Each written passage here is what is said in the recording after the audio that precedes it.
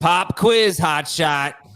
It's round 2, maybe round 3. You're on the clock. You want a wide receiver. What do you do? What do you do? How was my Keanu there? I was going to say, you think people get that reference? Thomas Schaefer, do you get that reference? No, he has no idea. No, that's Speed, which was on a few weeks ago. It's really good. Really, really good. Like a classic action movie. Speed 2, not so much. What's up, Jamie? How would you rank Keanu Reeves' movies? Well, if you're going to count the movie Parenthood, which he doesn't that's a good call. It is by far the best Keanu Reeves movie. No. But it's an amazing movie. It is, but it's not better than Matrix. I forgot about the Matrix. Matrix is really good. I would say Speed 1, Matrix 2. Wow, Speed ahead of Matrix. The bus jumping the ramp better than the futuristic existence that we live in. You'd go Matrix 1? I would go Matrix 1.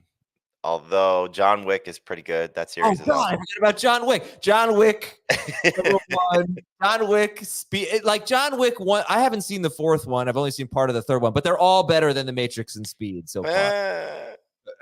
Okay. John Wick is great. All right, he's got a pretty good catalog. Let's get into the show today. So I was doing one of those listener only. I almost said fans only fans mock draft yesterday. I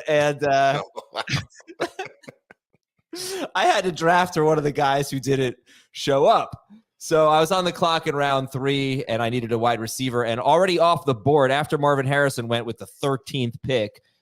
Then Puka went. Then it was Olave, just the wide receivers. Olave, London, Aiyuk, DJ Moore, who we weren't really going to talk about in today's show, but we can. Nico Collins, Davante Adams, Mike Evans, all off the board. Oh, no, I took Mike Evans. I should have taken Kelsey, but he went with the next pick. I took Mike Evans. Jaylen Waddle was still there. Deebo Samuel was still there. But I think you can get a very different order of all those guys. You know, some people could take Olave. Some people could take Aiyuk. Some people could take Deebo. You know, Evans could be your favorite. So I want to go through wide receivers 10 through 18 in your rankings.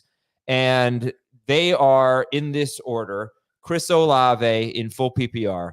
Olave, London, Jaylen Waddle, Michael Pittman, Davante Adams, Mike Evans, Brandon Aiyuk, Nico Collins, and Deebo Samuel. So it didn't include DJ Moore, who's 20th for you. Cooper Kupp's 19. I just thought we'll take those 9 guys, 10 through 18, that are going to be mostly in the 2nd and 3rd round, and kind of break down pros and cons for each of them. A couple of intro questions before we get to that. Is Marvin Harrison an easy wide receiver 9 for you? Clearly ahead of that group, Olave, London, etc. No. And, that's the one name I think that probably stands out that's not listed there, because I know Dave, for example, has Chris Olave ahead of Marvin Harrison. We really haven't seen that drafted that way very much in our mock drafts. But he's probably belongs in this discussion just because I think, he'll be most likely ranked and drafted in this group. By the way, a lot of votes for Point Break. Never seen it. But replacement is a good one. Spelled very funny in a couple different references in the chat. Yes, Point Break. It's about cars, brake pads. Yeah, Schaefer voted for the replacements. Bill and Ted. He's Bill and Ted. He's got a great catalog. That is a bad vote. It's not number 1. Oh, Robert. I didn't say number 1, but I'm saying like his. Oh, Robert did. But yeah. his movie career is pretty fantastic. If you haven't seen Parenthood, it's just, oh my God, warm your heart. Amazing movie. And Thomas had another good call. Devil's Advocate's a good movie. Yeah, never saw that one either. I got to see more Keanu.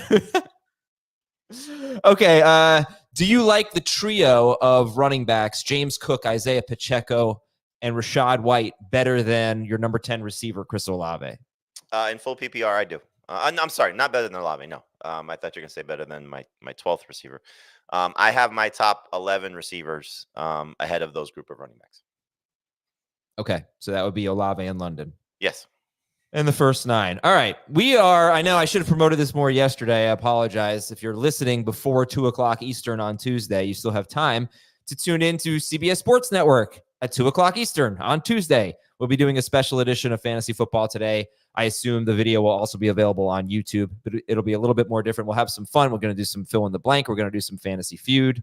And not fill in we are also name that player. That's what we're going to do. Name that player, fill in the blank, Fantasy Feud.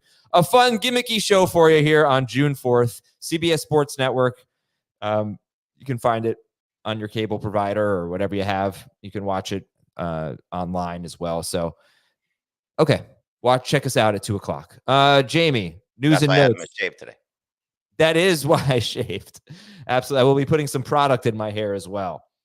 News and notes, and then we'll get into those wide receivers. Sad news, Larry Allen, what a legend for the Dallas Cowboys. Offensive lineman, Hall of Famer, amazing player. He died at the age of 52. Sad news and our condolences. I went back this morning and listened to my favorite Larry Allen story, which was told by Justin Tuck on the Dan Le Batard show when it was still on ESPN. Tuck said that Larry Allen would line up against defenders and make a choo-choo sound to let you know that Emmitt Smith was coming this way behind him, and there was nothing you could do to stop it. And Justin Tuck at the time said it would be like me lining up against my son, who I guess was a young boy, and saying, I'm going to just run you over at this point. Like, that's how good Larry Allen was, that he would just make a choo-choo sound and, not even hide what they were doing. That is amazing. Yeah, amazing player. Just arguably the best guard of all time. You make case for it. Bijan Robinson back on the practice field. He had a sprained ankle. He practiced for the first time in a while, and he said that Atlanta's offense is going to be run first, like how they use Christian McCaffrey in San Francisco. Cool. I like that. Yeah. I was thinking, as I have a note on Chicago head coach Matt Eberflus saying that DeAndre Swift called him a weapon back. Talked about all the ways they can use DeAndre Swift. I was thinking if you polled football fans and you asked them to name the head coach of every team, other than maybe the first year guys, I feel like Matt Eberflus would be the least correctly responded. Such a random coach. Yeah. I don't know why. I would say the three most difficult for casual NFL fans would be Matt Eberflus, Shane Steichen, and Jonathan Gannon. But other than the first, like Dan Quinn, you think people would get Dan Quinn? Well, I mean, Dan Quinn was a head coach for a long time with the Falcons. Went to Super Bowl, so just new. I think you're right, though. Those are good calls. You want to talk about what he said about DeAndre Swift? We don't have to. We can talk about it. I mean, look, I actually, so we're magazine, which comes out in August, and we have to lock in our rankings relatively soon. So I keep looking at them and nitpicking, and probably made some changes that Adam's going to hate if he did his wide receiver notes yesterday afternoon. But one I struggle with is DeAndre Swift versus James Conner, for example, and Jonathan Brooks. I'm like that group of 20 through 24, 20 through 26, essentially. So I moved Zach Moss up and dropped Nick Chubb back just because, again, for people reading the magazine, who knows when Nick Chubb will be ready. And that's something that, I think matters. So that whole group of running backs keeps moving up and down. And DeAndre Swift could jump 4 or 5 spots if they move on from Khalil Herbert, which we'll see if they decide to do. There was a report in The Athletic, I believe, that said that the Bears are shopping him. Yeah, makes sense. It would help. I think I said during the free agency period, during that week of podcasts, that I felt like DeAndre Swift was, for me, the hardest player to rank, project, wrap my head around. I have a hard time seeing him score a lot of touchdowns. And I'm not really sure why. I mean, he could easily be the goal line back, but maybe because he came up short so frequently last year. Yeah, if he had 5 more touchdowns last year, 3 more touchdowns last year. Yeah. Feels like it's a different player. Tyreek Hill may want a new contract after Justin Jefferson's big deal. What? Not May. Will want a new contract. Yeah, which is, I think, ridiculous. He's making $30 million a year. It ranks 4th among wide receivers behind now Justin Jefferson, A.J. Brown, and Amon-Ra St. Brown. He's 30, not in the middle of his prime like Justin Jefferson. I think he's very fairly paid. Very fairly. He certainly is very fairly paid, but it's not necessarily the amount of money. It's the annual salary that he probably wants to be bumped up to be first. But I'm going to guess he's probably going to wait out the Lamb and Chase deals, which may or may not exceed Jefferson's deal. Yeah.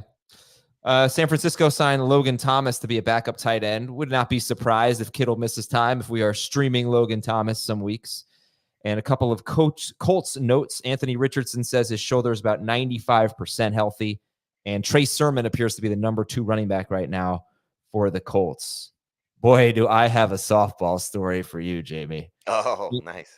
I think we should save it to the end because we haven't really gotten to the meat of the show. So I'm going to put it in the notes for the end. Positive or negative? A little bit of both. A little bit of both. We did not get run ruled last night. I will there you go. proudly say. Back we went to extra innings. All right.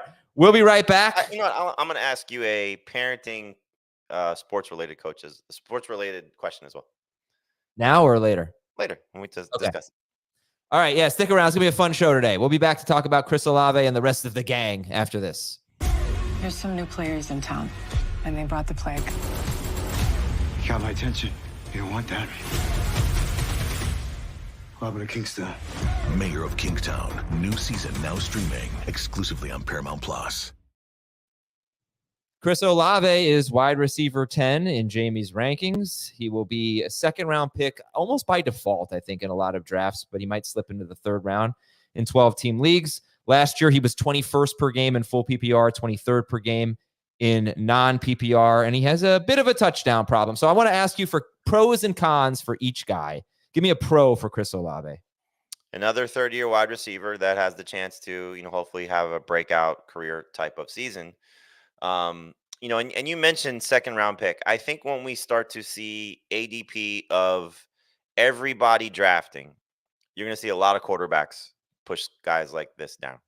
And so, this whole conversation that we're having of when should Laporta and Kelsey come off the board? And what about running backs like James Cook and Isaiah Pacheco and those guys at the back end of round 2? I think round 2 is going to be potentially have 4 to 5 quarterbacks in it. So don't be surprised if Olave is a round 3 pick.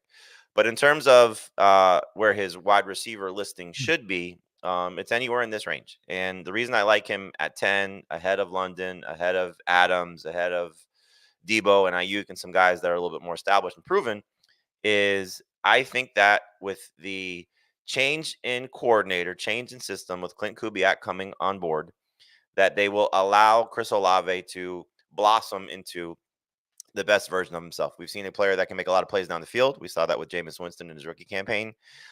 We saw a guy that can step up and do a little different things with Derek Carr last year. I think that you will see the best of him because this receiving core is very unproven. And, Michael Thomas, you could say, wasn't there for the majority of the season last year, and that's certainly an acceptable answer. But Rashid Shaheed is the most proven second option on the team. And I think Olave is going to be a 150-plus target guy, if not more, with the chance to see the best stats of his career. So I'm excited about the situation for him, which is why I have him ranked 10th. Give me a con or cons for Olave. I mean, the con is what we've seen the first 2 years. It's an offense that can get run heavy. It's an offense that can certainly be limited by its quarterback. And Derek Carr has had a lot of great moments, that go undervalued, and he's had a lot of stinkers, and his time in New Orleans has been inconsistent. And so we could see a lot of Alvin Kamara, Jamal Williams, Kendre Miller, Taysom Hill dominating in the red zone, and the touchdowns don't go up. And so he can be a good receiver, still be in the 15 to 20 range, but not be a top 10 guy. So again, I'm hoping for him to add about 4 PPR points per game to that number that you're seeing there, which is at 13.5, which is what he did a year ago. And that's the expectation. But if he stays in this range, still be a good fantasy option. Just won't live up to these expectations and be more of a bust. Just want to give some touchdown context here because Olave, let's see, he had 5 touchdowns last year in 16 games. And what did he have? 4, I think, the year before, something like that. We've had 3 seasons with 17 games. If you want 10 touchdowns from your wide receiver, that's not easy to do. You're probably not going to get more than 8 wide receivers who get 10 touchdowns. You want 8 touchdowns from your wide receivers, you might have 15. I think there were 17 last year. There were 15 in 2021. There were less than that in 2022. Let's say maybe 15 wide receivers are going to get about 8 touchdowns. So you'd like to see your second or third round pick at least be able to get you 8 receiving touchdowns, which we haven't seen. I have some pros and cons for Olave. Pros, it's going to be a lot of repetitive stuff, but pros, he has been 16th in yards per game amongst wide receivers 2 straight seasons. That's pretty good. I mean, that's a pretty nice floor there. 16th in yards per game, could get better. He's the unquestioned number 1 target on his team. New offensive coordinator could help. Derek Carr played hurt in 2023. Cons. The Saints were 9th in scoring last season, so he might not get that much of a jump offensively. Olave does not get a lot of red zone, green zone, or end zone targets. Did not. I wouldn't say does not. Did not. Did not. Actually, a lot of the guys on this list do not or have not. Has been only average in explosive play rate, probably because he has somewhat of a low catch rate, and he hasn't finished as a top 20 wide receiver per game yet. But we like his role, and definitely. Is it fair to say? Actually, I don't know if it's fair to say. What do you think about this? When you look at this group of receivers, is targets the most important stat when you're trying to rank them? It certainly is among the most important stats for me. I mean, when you talk about just counting stats and pure volume, should be among the target leaders, and that's the hope. Again, Kubiak, and I know you brought this up previously. He had 1 year in San Francisco, but he also comes from a family that knows how to call plays. His father, Gary Kubiak, was an offensive coordinator for many years and head coach. He was on the offensive staff. I believe he was a receivers coach in Minnesota in Justin Jefferson's rookie year. So he worked with Jefferson and Adam Thielen. And so he knows how to get production from his wide receivers. Jefferson had over 17 PPR points per game as a rookie. So I'm excited about this addition, and so is it going to be the same impact that Mike McDaniel had or Bobby Slowick had or some of these other former 49ers guys that have moved on and had a lot of success with their offenses? Maybe, maybe not. But again, it's not just his time in San Francisco, it's his time on earth, being in a family that knows how to get a lot of great production from its offense. All right. Well, I just bring it up because I think one of the things we definitely like about Olave is the targets. You're going to be comparing him with guys like Nico Collins and the San Francisco guys who probably aren't going to get as many targets, but might be more efficient, more explosive. But I think we haven't seen the best of Olave, hopefully. I mean, I'm not saying he can't be a super explosive player. All right. Drake London is next. He's 11th for you. Give me some pros and cons. Both sides are relatively obvious. The pros are the addition of Kirk Cousins, the addition of Zach Robinson, and just the ability to be in an offense that's going to be throwing the ball at a higher level and giving him more opportunities to make plays. This is a former first-round pick in the NFL draft, the first receiver drafted in his class of a very talented wide receiver group, and we just haven't seen the best of him yet. And so I think for what London's upside is, he does have to contend with potentially a run-first offense. Zach Robinson, new offensive coordinator, from what Bijan Robinson said, is going to lean on the run. Makes sense. They have an elite-level talent in the backfield. But they're obviously going to throw the ball at a much different level than we've seen in the last 2 years under Arthur Smith. You can go back to Smith's first season when they had a veteran quarterback in Matt Ryan and they threw the ball a lot more. Clearly, London was not part of that as he was still in college. But he's got the ability to be a playmaker, big body receiver that I think will definitely have more opportunities in the red zone. So his touchdowns should hopefully spike. He gets that 8 touchdown range. I think it's possible. He does have, interesting options for competition, with the additions of Darnell Mooney and Rondale Moore.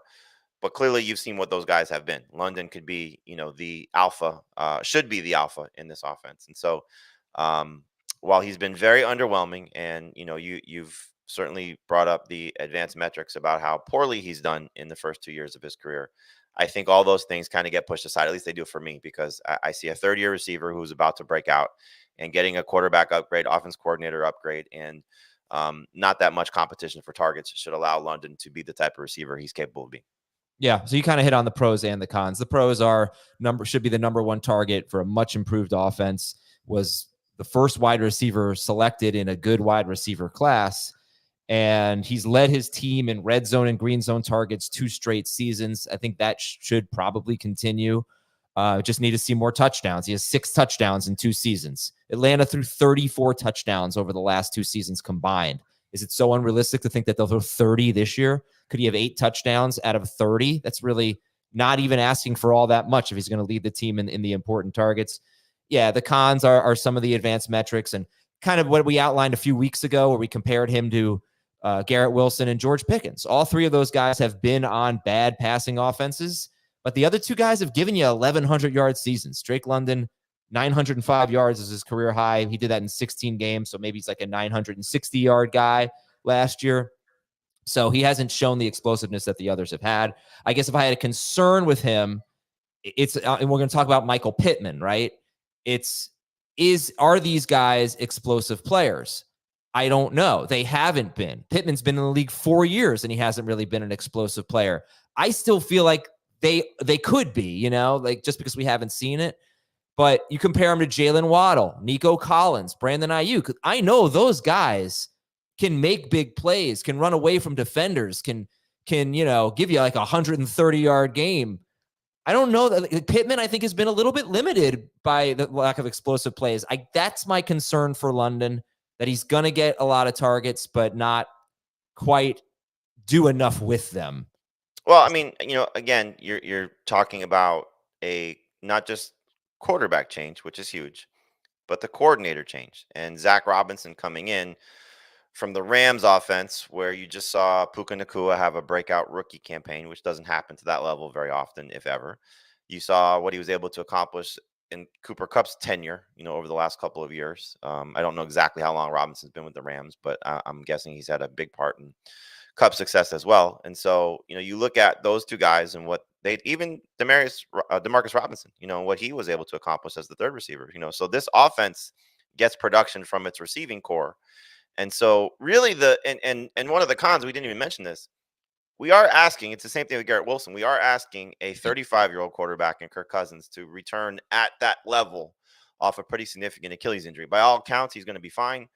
But if he's not, then we're back dealing with potentially bad quarterback play again for London, whether it's a rookie in Michael Penix or a guy that he's already struggled with in Taylor Heineke.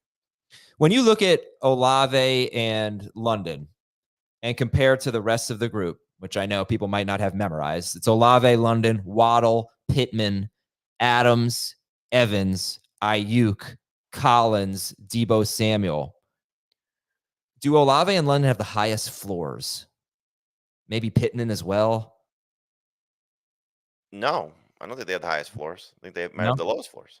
Really? Because I see high floors, Jamie, because I see clear-cut number one going to get a lot of targets. I see a lot of targets, which is why I see a high floor for them. Yeah, but, again, it's not like Olave didn't have a lot of targets last year. It's not like London wasn't getting targets the year before as well. It's just you're getting hopefully better targets for those two guys in terms of offensive coordinator upgrades and in the case of London, quarterback upgrades. I think, when you're talking floor for all of these guys, really, except for those two, you've seen them do something pretty significant in the NFL. And so who has the highest floor then in this group? Who has the highest floor? Yeah, give me like the three highest floors of this group. I guess you'd probably say the two 49ers guys, so absent of injury, their floors are pretty safe. And probably Adams. Okay. All right, let's go on then to Jaylen Waddle, who you have 12th overall and third in this group. He was number 22 per game last year, kind of in and out of the lineup, didn't play his full snap shares in a lot of games. Pros and cons for Jaylen Waddle. And just to kind of tie into what you just asked about, the reason I have Olave, London, and Waddle ahead of those guys, I think they have the highest ceiling of that group. And so that's kind of the way I always draft, and the way I encourage people to draft is, who's going to produce at the highest level, with hopefully still having a good floor. But in the case of Waddle, I mean, look, you saw what he was able to accomplish 2 years ago. I think the injuries played a significant role in how poorly he performed last year. And, we usually talk about injuries and missed games. He missed a lot of time, and you've brought this up and done a great job of illustrating the snap share that he's had, the snapshot that he had last year and how much of that was an issue for him. I mentioned this a few times last season, and I think it was relevant. I really do think that the Dolphins were making a concerted effort to try and get Tyreek Hill 2,000 yards, and that took away a little bit from Jaylen Waddle as well. Now you have clearly Tyreek Hill back. You have an addition of two receivers that could be a problem for both of those guys to whatever extent, whether it's a huge problem or just a slight problem, which is the way I view it with Odell Beckham and Malik Washington. So a rookie that can make a lot of plays and a veteran who, clearly passes prime, but could be a little bit of a nuisance to both Waddle and Hill.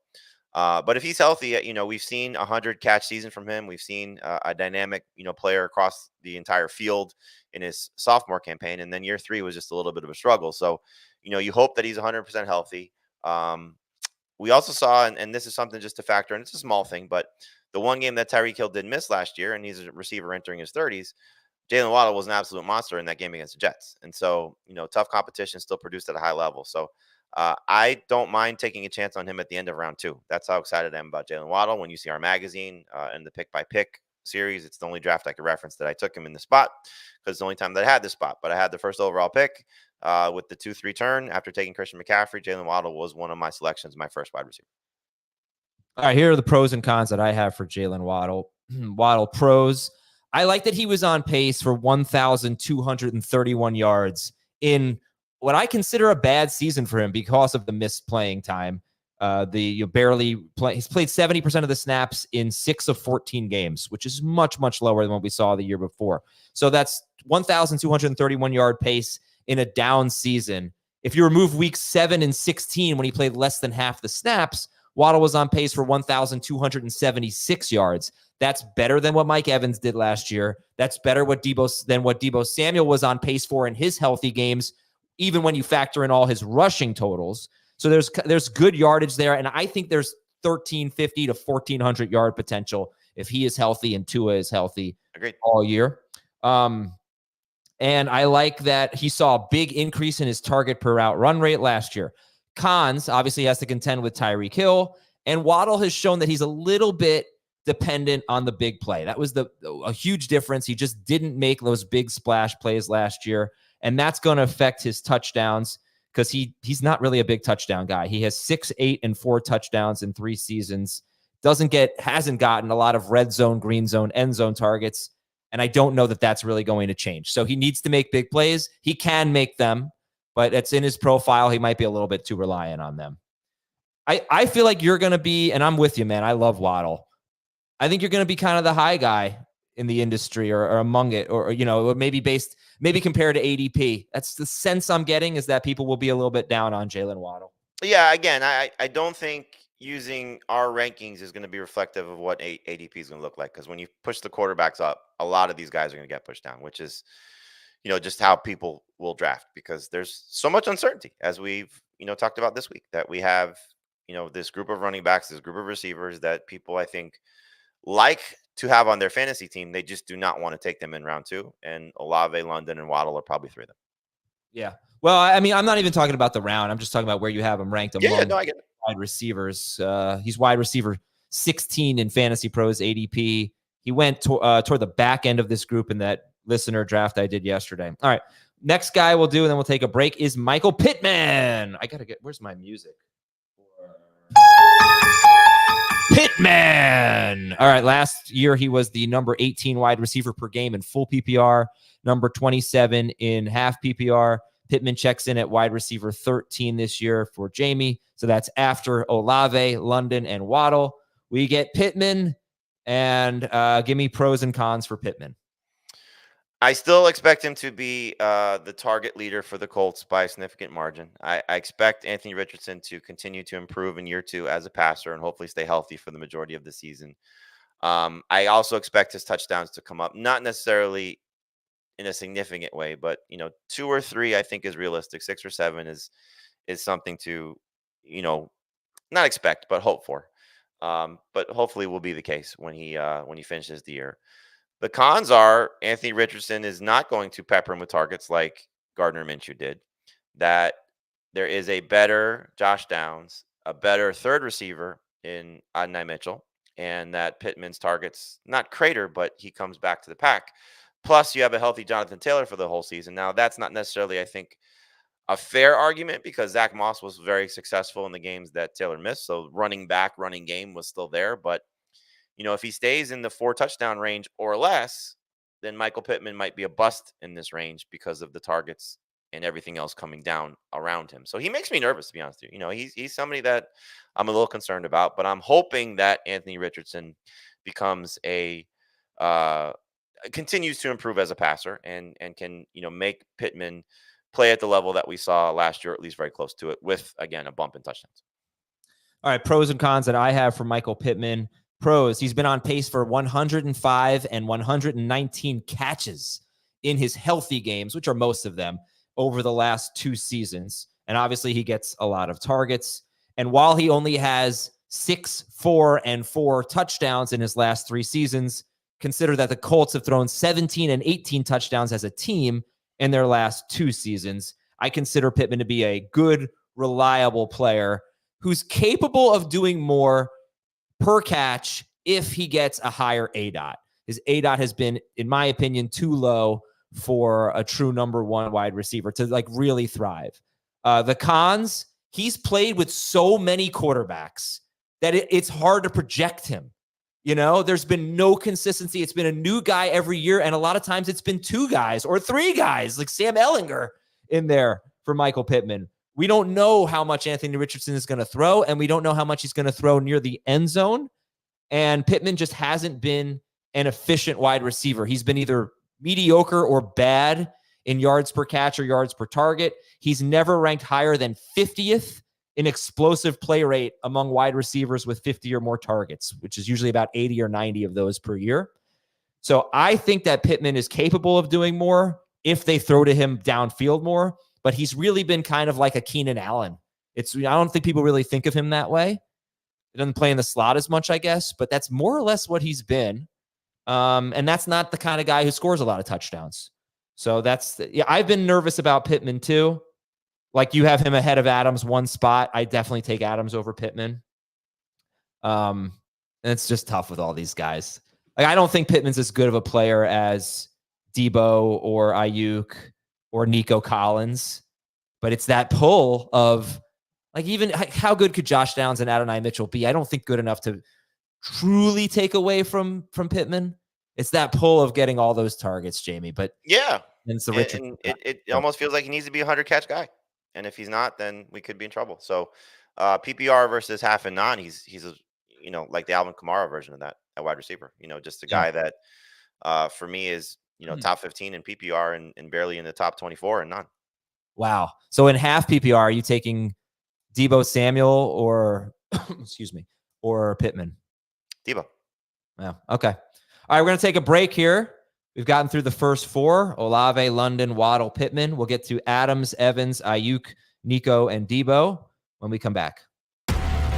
Football action continues. Are you ready for this? Ready to take chances? As the gridiron is taken over by the Great White North.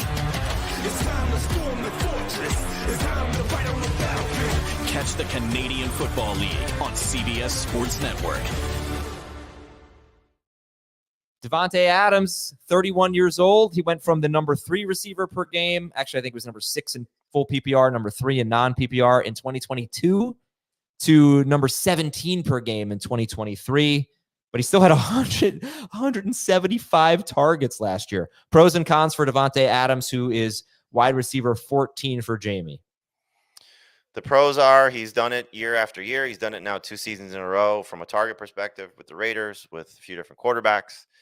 And he should still be the target leader for the Raiders once again. The cons are, you mentioned it, 31 years old. In doing the research specifically for him last year, there were only 3 receivers, I believe, since 2000 that averaged over 19 PPR points per game, which is what he was in 2022. And I expected him to fall short of that. I didn't expect him to lose almost 5 points per game from that total. So to drop him to wide receiver, what'd you say, 17 or 14?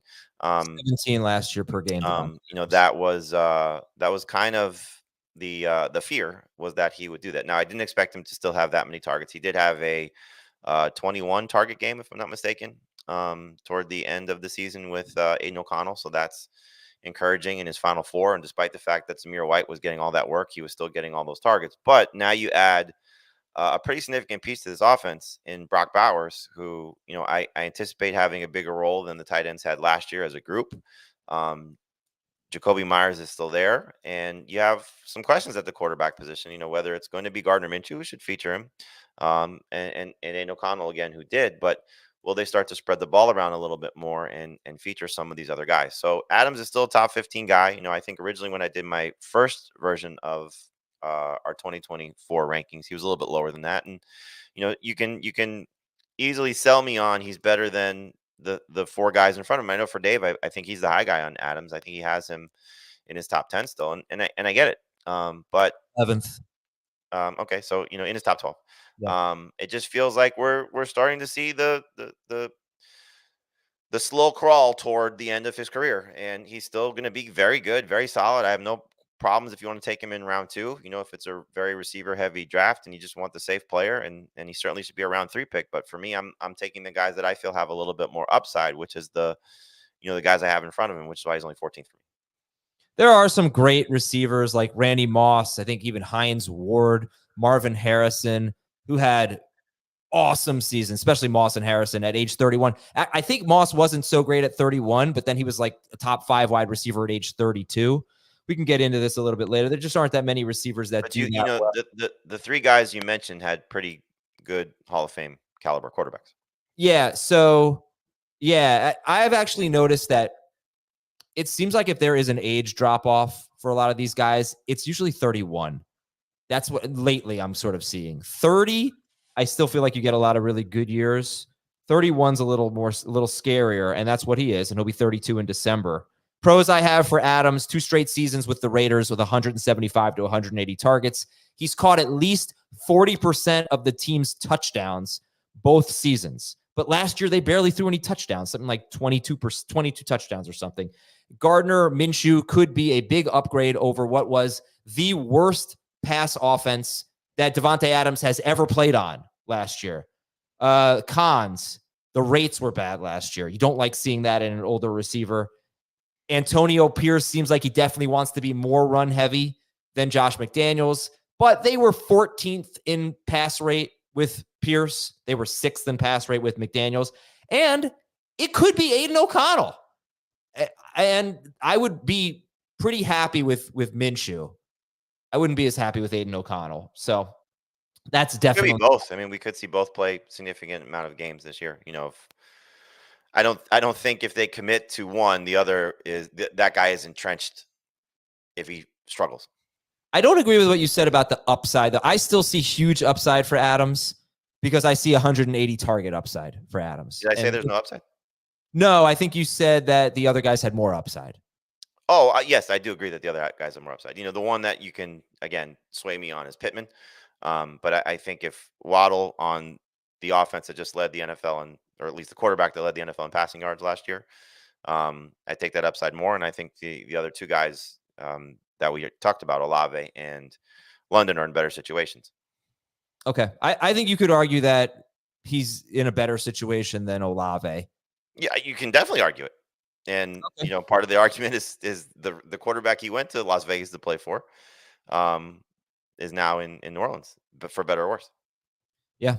All right. Mike Evans is next. Mike Evans is 15th in your rankings, excuse me. And he is after Olave, London, Waddle, Pittman, and Evans and Adams.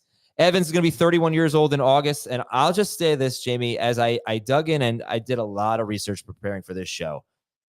This was the guy that I got the coldest feet on. And it was after I drafted him yesterday and just didn't feel good about Mike Evans in this spot. I'll get into it later, but you tell me how you feel about Evans with some pros and cons and your ranking of Evans, which is, again, wide receiver 15. He was 11th per game last year in full PPR and top 8 in the other 2 formats. I mean, the pros are his resume. Every year of his career, 1,000 yards, and I believe it's 6 years with 10 plus touchdowns, which is hard to overlook that he's been that consistent and, should be in the Hall of Fame conversation for what he's done in his body of work. He really tailed off in the second half of the year last year. I don't know if that was a byproduct of Chris Godwin getting more involved, his age being a factor, offense changing a little bit, Rashad White being a little bit better running the ball, Kate Otten getting more involved. There are a lot of things to play there. But that's what you have to worry about with an older receiver. And we've seen this now for him for a couple of years, whether it was with Tom Brady at it might have even been just 2 years ago, where it was like a push to get him his production in a stretch of games. And then he kind of disappears for others. And, when you're a little touchdown dependent, which I think Mike Evans has been at times, you have to be worried about that. You talked about this, how difficult it is for receivers to get 10 plus touchdowns. Last year, there were only 6 who did it. Clearly he was one of them. So he's got the potential to be, that type of player, 1,010. And so that's why you like him. But if this is the, point where the production starts to crater, it could be really bad for him, so he does make me very nervous. Yeah, he's somebody that I tend to avoid, even though I have him ranked in this range. This is Mike Evans. Pros for Mike Evans is what Jamie said, his resume. He has been a top 24 wide receiver per game in every format in every year of his career. I mean, you talk about a high floor. He has never finished outside the top 24 per game. He's been top 12 per game in full PPR, which is really his worst format, in 4 of the last 6 seasons. It's just really impressive. The cons is kind of what I thought might happen last year. It didn't really happen. Half of it did. Well, I thought they would have a much worse passing offense. I mean, Mike Evans has been obviously a big reason for it, but also he's been lucky. He's been on, a Bruce Arians offense. He's been with Tom Brady. He's been with Jameis Winston, but even Ryan Fitzpatrick. He's been with these gunslingers that throw. They've been among the leaders in passing yards per game almost every year of his career. Last year, the pass offense was good, but it was much worse. And yet he still thrived because nobody else did well. If it's a little bit more balanced, I think he's in trouble. He's not going to be a 1,300-yard guy anymore. He had 1,255 yards in 17 games last year. So that's, like I said, that's like what Deebo had. It's a little bit better than what Waddle had in a bad year for Waddle. So Evans is not going to be a catch standout. He's going to be maybe good, not elite in yards. It is really all about those touchdowns. But also, there were just some great stats last year. Like he had the highest yak per catch of his career. And there's just some things I just don't quite buy. So if they are just a above average, but not great passing offense like they were last year, and Godwin's more involved and Evans doesn't get almost 50% of their receiving touchdowns, it's going to be a disappointing year for Mike Evans, who's going to be 31 in August. And furthermore, think about Geno Smith, the difference between his 22 and 23 seasons, and think about what we've seen from Baker Mayfield in his career. I'm terrified of Baker Mayfield taking a step back.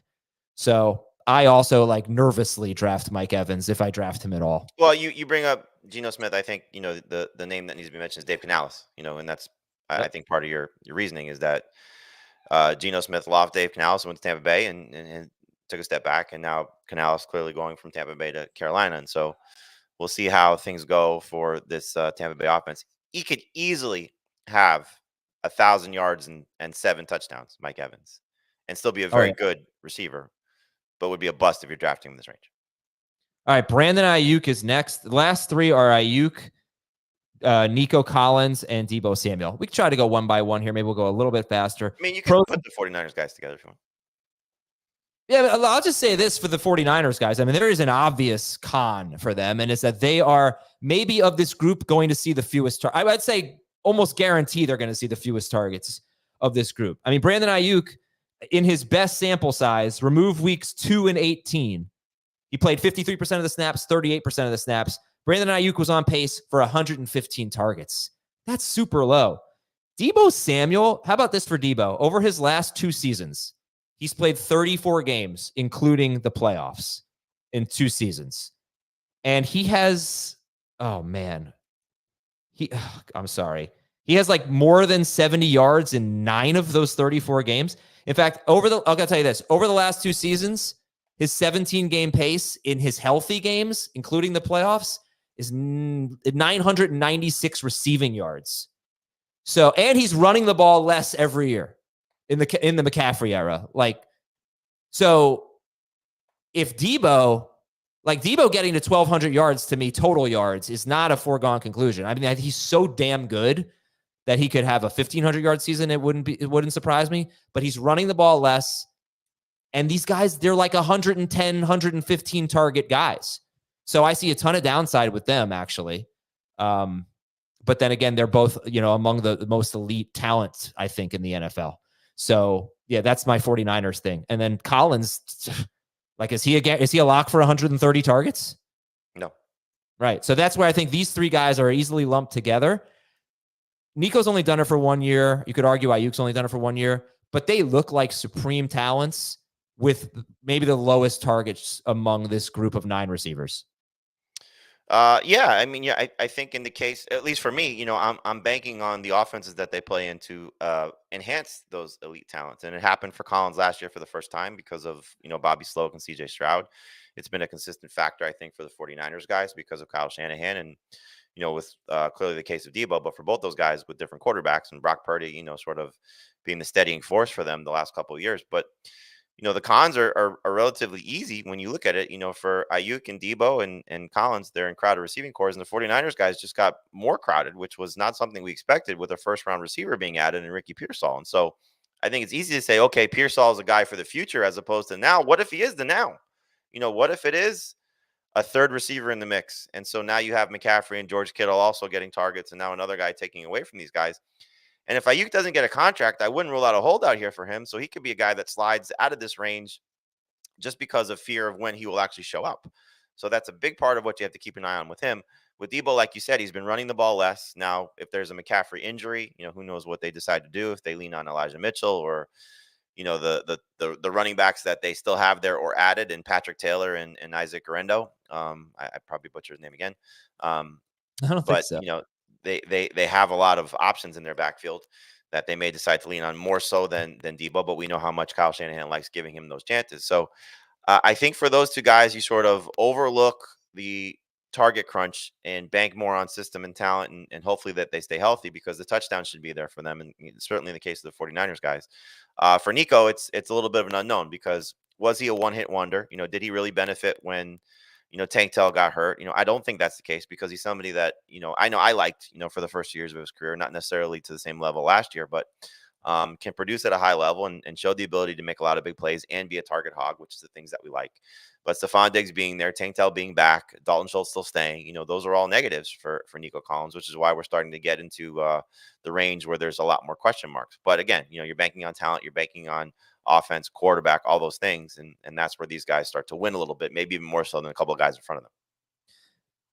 Deebo Samuel's a much easier player for me to draft in half PPR or non-PPR. Not that people really play in non-PPR that much, but half PPR. Same with Evans. I still have the same concerns though about Evans. But still, when you look at it, I think 7 touchdowns plus is where Evans lives. Probably, yeah. And which we already said there aren't that many receivers that get to 8. Deebo, where is he in your half PPR rankings? Half and non, he's borderline top 12. So I like him better than Pittman. I move Adams up in that range also. But yeah, Deebo is my favorite 49ers receiver in those formats. Stuff Aiyuk and Collins have a lot in common. They were, I think you would say, the 2 most efficient wide receivers last year. What they did was not really sustainable. There's regression coming in terms of Nico Collins being one of the only receivers in recent years to have an ADOT as high as his and I don't have the specific numbers, and a yak as high as his. It's not going to happen again. We've seen the same thing with A.J. Brown, Jaylen Waddle, and Jamar Chase. They had these outlier seasons where they were just too efficient. The efficiency came down for those guys, but for Brown and Chase, the targets the following season went way up. Is that going to happen with Brandon Aiyuk? Is he going to develop into a true alpha? I don't think so, Jamie, if everybody stays healthy, right? I mean, right? I don't think the offense is going to change that much. I don't know why it would. They've just been so successful. Why would they all of a sudden say, okay, we're going to, change how we operate when you have clearly, arguably, the best running back in football and a very diverse receiving core that includes one of the better tight ends. So, they're going to be who they are, which has gotten them to, a couple of Super Bowls in the Kyle Shanahan tenure. Just haven't won one yet. And I think they're still the favorites to, reach the Super Bowl again, have the best record in the NFL. So there's a lot to love about what these 49ers do. It's just a matter of, how high you want to take them in the pick by pick, which is a half PPR. And just looking at it, I was surprised that with the, what pick would it be? 33, I think it was. No, I'm sorry. It was in the second round. Dave took Aiyuk in the second round. That was a little bit of shock to me. I don't know how high he has him ranked, but clearly he liked him best in that spot. And so, he's not a round 2 pick for me. I just can't pull a trigger that high on him. Yeah, he went right, and Mike Evans went 1 pick before him to Heath. That's what I'm saying. I mean, you're just going to get such a different order of these guys. And I decided that I was going to try to rank them because you go Olave, London at 10 and 11. I have the same top two, Olave and London. This is my PPR rankings. And then your next two are Waddle and Pittman. My next two are Adams and Waddle. So we have three of the top four the same. That's pretty much where I'm done confidently ranking them. After that, I actually went with Deebo Samuel. I simply think he is the unicorn of the NFL. There's no player like him, and he does still get you about probably 200 to 250 rushing yards per season. Then I went with Nico Collins, which scares the crap out of me. But he's so good. Then I went with Mike Evans, Michael Pittman, and Brandon Aiyuk. And I will say that Aiyuk would be confidently last in this group for me. He's not for you. He's 16th. Then you have Collins, then Deebo. Aiyuk would be confidently last if you guaranteed me that Deebo Samuel and George Kittle were going to play even like 15 to 17 games each. But Deebo gets hurt. 17? That's pretty good. Right, exactly. Deebo gets hurt. Kittle stayed pretty healthy last year, but he actually played through an injury at offseason surgery. That's the thing about Aiyuk is he's been the healthiest by far. And when those guys are out, I mean, he's just like, he could be just like top 5. Now, I will say there's one name that's absent that could change if the contract situation is settled, and that's T. Higgins, who I just moved out of this range last night. So I was the high guy on T. Higgins, and then the last couple drafts, I'm like, I can't take him with the potential of a holdout. You could see again an Aiyuk holdout looming. That could be a problem if he does not get paid, and the 49ers, have pros and cons to pay him, based on what they just did with their NFL draft by drafting Ricky Pearsall. You talked about this at the start of this. DJ Moore, I think, is in this range for a lot of people. Yeah. For me, if you tell me that Keenan Allen's going to play, I'm not going to go 17 games because I think that's easy if he stays healthy that long. But 12 to 13 games, I think that's a problem for DJ Moore. Plus, what Rome Odunze should be able to accomplish in his rookie campaign. So he makes me a little bit nervous. And one guy that, two guys that are close to this range for me, but will not crack this group. One is George Pickens, because I'm very excited about him, another third-year receiver who I think is going to break out. Will be one of my favorite breakout candidates just outside this group. And DK Metcalf is another one that I'm getting more excited about. I just think that the change in system is going to change in offense is going to help him. Especially with Tyler Lockett fading a little bit. So even though I think that will benefit JSN as well, I think Metcalf, in this offense can make, hopefully the plays downfield that have been missing for him at times during his career. So he's somebody that I'm getting more excited about as well. But you have Stephon Diggs, who's just outside this group. I think another guy that could be a surprise that can crack this group, not necessarily from a ranking standpoint, but from a production standpoint by the end of the season is Christian Kirk. We've seen this from him, 2 years ago. And then, we'll see if, your favorite guy, Malik Neighbors, can maybe get enough targets from whoever's throwing him the ball to produce this level. I don't even know if you said Cooper Kupp. He's right after. I'm sorry, Cooper Kupp. Yes, and I was thinking more guys like with upside, and not that Kupp doesn't have it, but guys that are rising. But yes, Kupp is another one that should be discussed in this range too. Of just how much of it was injury related for him last year. If he gets back to producing at that level, should be fun. And then just the flip side of that, I'm about to start writing it for our magazine, is the Elite 8 guys of what are the 8 guys in our consensus rankings. Harrison, Olave, and London are the guys just outside of that. But, who's going to be the number 1 receiver in fantasy? I think you make a case for all 8 of those guys that they can all have the ability to be number 1. I wonder if Harrison moves from wide receiver 9 in ADP. I suspect he will be kind of sticky there unless we get some, maybe Drake London can overtake him. But I suspect Harrison definitely will. I can't imagine it crack the top 8. But 9, Harrison? Yeah, seems like his spot, number 9. The only guy he can maybe leap over is Puka. And that's not because Puka is bad by any stretch, but if it's Kupp is back and you're hearing all great things and you're seeing a lot of stories and or highlights of Kupp, then that could drop Puka a little bit and Harrison getting a lot of pub. But yeah, it feels like there's a consensus 8 for us and a consensus 8 in the industry, and Harrison at best I think will be 9. So hopefully you got a little bit more clarity on these guys. Obviously you feel how you want to feel about them, and that's sort of the point. is once you get past those 8 wide receivers, I think Harrison will be next, but you could take these guys in any order. Go with your guy, go with your gut. I wanted to outline the ones that are going to really get the targets and outline the ones that are super efficient. Is there a combination of the two? A lot of targets and a lot of efficiency? I don't know. We will see. In the past, obviously, it's been Davante Adams, but that wasn't the case in 2023. Maybe Olave can join that group. Let's hope. Yeah. All right. Softball. Oh, boy. All right. So we're the worst team, but getting better. And we played it. We played a team that I think we were sort of evenly matched. And we came up first. I think we scored 2 or 3 runs in the first inning. Everything's going really well. I think in the second inning, they had runners on the corners or something. Maybe bases loaded, 2 outs. And oh my God, I was so embarrassed. This guy hit like a 15 hopper right at me. Just like a slow, painful ground. But such painful in that it was so easy. You're playing right field? No, I was playing second base. I played second base the entire game. Went right under my glove. I cost the team 2 runs. Super embarrassing. I mean, like little league bad. It was such an easy play. And I just didn't get my glove on the ground, and just a pathetic play by Prep me. step, buddy. Got to be ready. I was ready. It took too long. I had to, the wide open 3-pointer. Why don't you charge it? I don't know. It was a pathetic play. I bounced back. I made some good plays in the field, thankfully. I got 2 hits, which tripled my season total. Okay. What's your batting average now? Oh gosh, I don't even know. Probably 3 for 12, we might guess. Okay. I haven't had that many at bats. Anyway, we're playing great.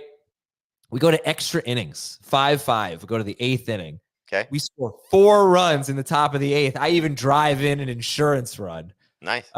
Yeah, so things are looking good.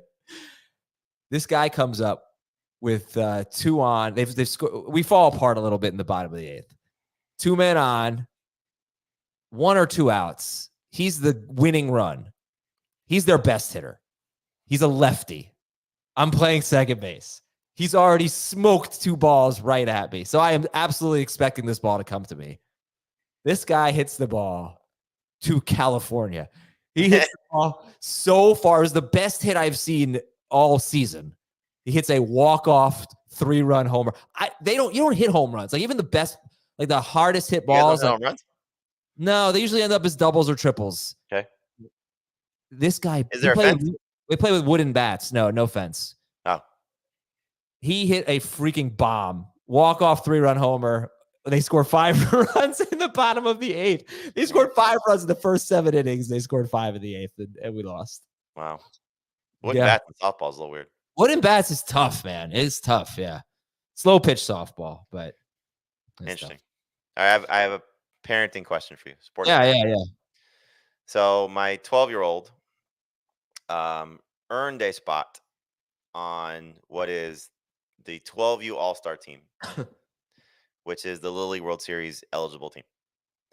And their team is loaded. He legitimately played well enough to earn a spot. Now, the league brought in some pretty high-end travel players. My son does not play travel by choice. He certainly could play on a variety of travel teams in South Florida. Anyway, so earned a spot, didn't get it. I was told he was one of the 15 finalists for 12 kids that make the team. They put him on the 13U team, even though at the time he was 11, just turned 12. So yesterday, find out that one of the kids no longer eligible to play on the 12U team, so they have an opening. They ask him to come try out. I have no idea if he's going to make it. I believe there's 2 or 3 kids trying out. But if he's on the 12U team, which again has a chance, I legitimately think this team has a chance to make a run to be on TV, represent the state of Florida. They have that's really cool. Some amazing players. So it could be an amazing experience for him. But he's probably not going to play just because the team is so loaded. However, on the 13U team, which he is currently on, he would be one of the top 4 players. Probably hitting the top 4 of the order, and he'll be either first base or center field. He's lefty.